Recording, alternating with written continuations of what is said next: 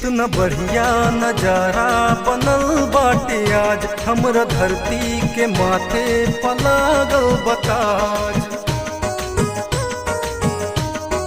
हाँ, कितना बढ़िया नजारा बनल बाटे आज, हमरा धरती के माथे पलागल बताज। धानी चुनरिया ओढ़े दिल से दिल के जोड़े, मस्त पवन बानी गगन बाला के सब खेनिया।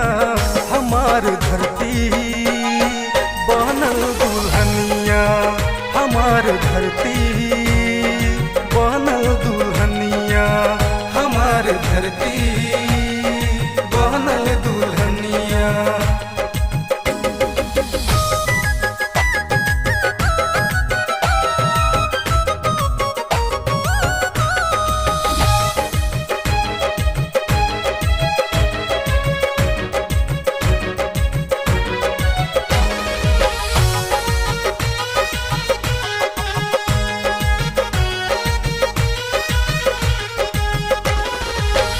अमवा पीपल के डाली निराली, धरती के शोभा बढ़ावता।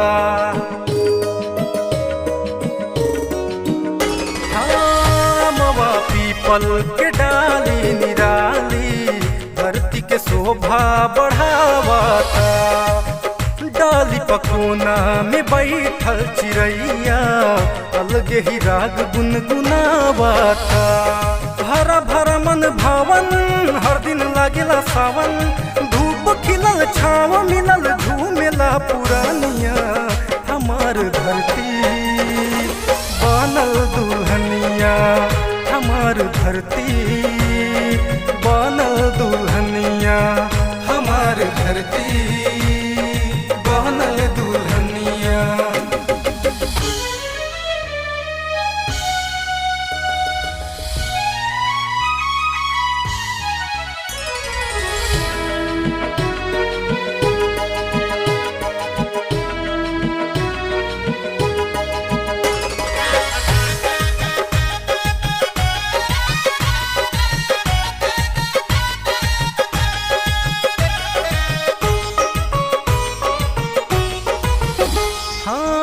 नदिया समंदर झरना के पानी, गजब नजारा बनावेला।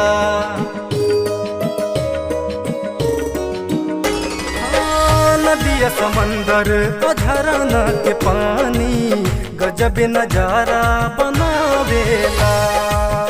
बरसेला झूम झूम कारी रे बदरिया, वन उपवन महकावेला। सिंगर ऐसन भइल बा, दीवाना सब हो गइल बा। गाँव के बानी प्रेम कहानी, प्रीत के निशानिया। हमार धरती बनल दुल्हनिया, हमार धरती बनल दुल्हनिया, हमार धरती बनल दुल्हनिया।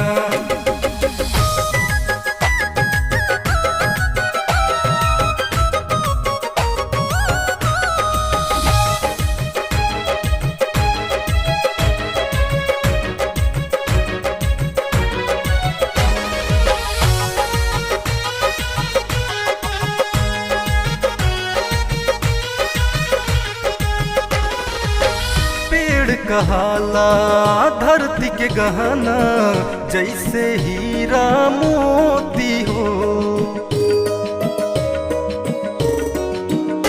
हाँ, पेड़ कहाला धरती के गहना, जैसे हीरा मोती हो। सांस मिलेला पेड़ से सबके, ई हवे जीवन ज्योति हो। छाई रहे हरियाली मस्त बहारों वाली, पेड़ बचैहा पेड़ लगैहा होई मेहरबानिया। हमार धरती